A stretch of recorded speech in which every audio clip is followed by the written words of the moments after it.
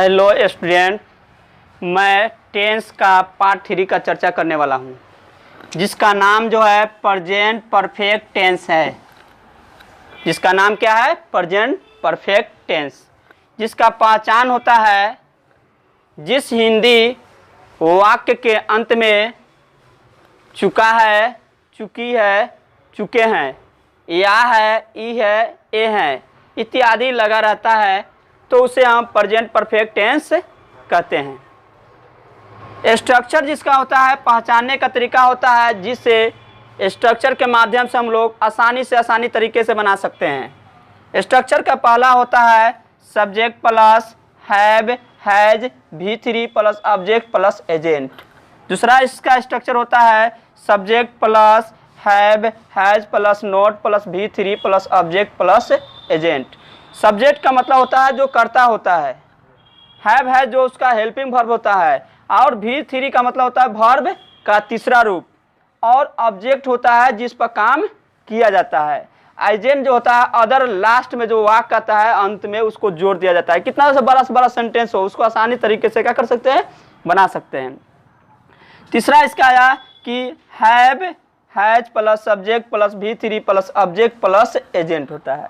चौथा इसका आता है have, has plus subject plus note लगाते हैं और V3 plus object plus agent. इसमें कोई चेंजिंग नहीं होता है।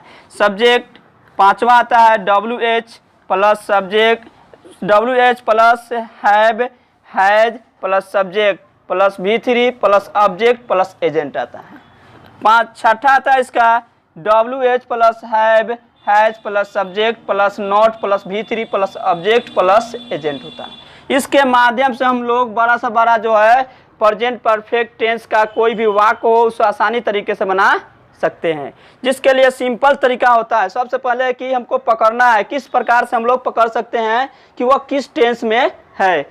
जिस हिंदी वाक्य के अंत में चुका है, चुकी है, चुके हैं इत्यादि लगा रहता है तो उसे हम प्रेजेंट परफेक्ट टेंस में समझते हैं।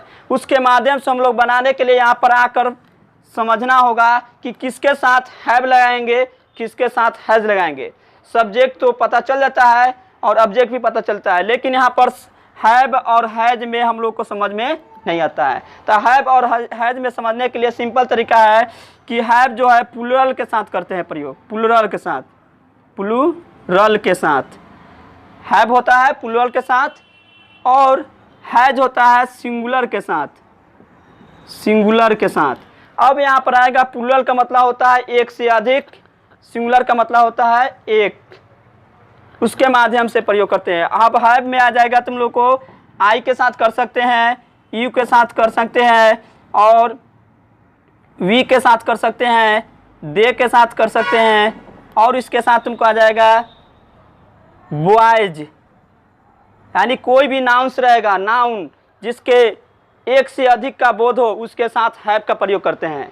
और जिसमें सिंगुलर का बोध हो, जैसे ही के साथ प्रयोग करेंगे, सी के साथ प्रयोग करेंगे, ईट के साथ प्रयोग करेंगे हैज का, और नाम के साथ यानी नेम यानी नाम के साथ, इस सब के साथ जो है हम लोग हैज का प्रयोग करते हैं। जिसके माध्यम से कोई भी सेंटेंस को आसानी तरीके से बना सकते हैं।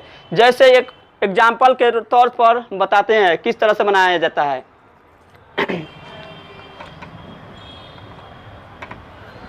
यहाँ पर एग्जाम्पल में रहेगा मैं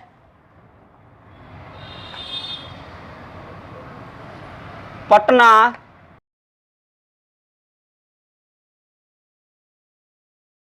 जा चुका हूँ।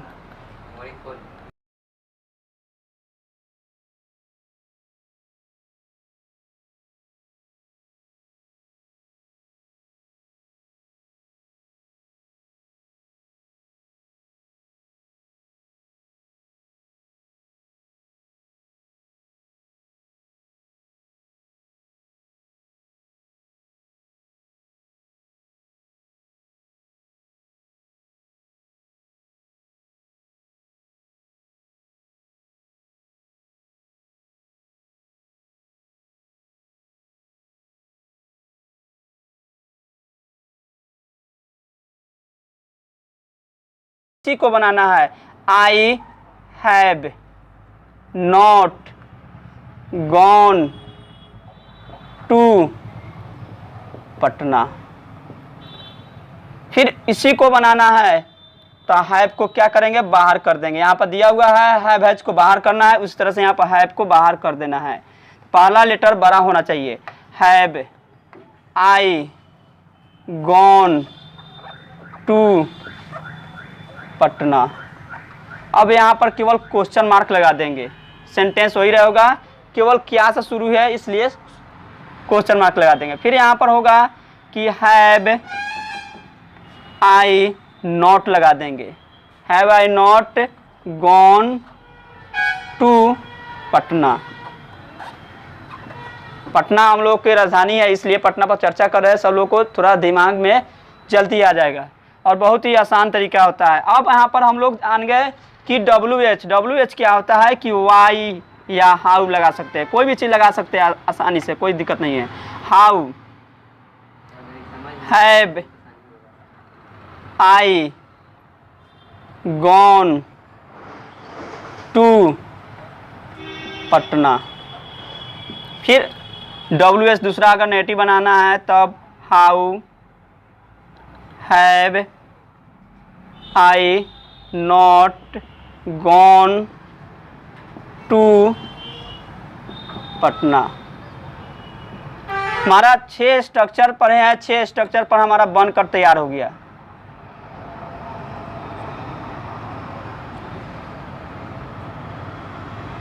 पहला स्ट्रक्चर का यह है, दूसरा स्ट्रक्चर यह है, तीसरा स्ट्रक्चर यह है, चौथा का यह है, पांचवा का यह है, छठा का यह है।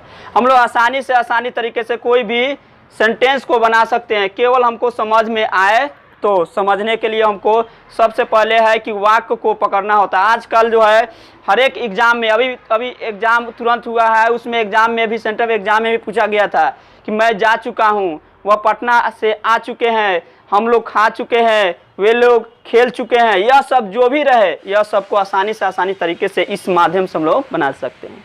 इसके लिए बहुत हम लोगों को ज़्यादा कठिन मेहनत भी नहीं करना होगा, ज़्यादा कुछ याद करने की कोई जरूरी नहीं है। V3 याद रहेगा, V3 वर्ब का तीसरा रूप रहेगा याद, और जो है ये सब बताया गया है इस स्ट्रक्चर के माध्यम से बना सकते हैं। इसलिए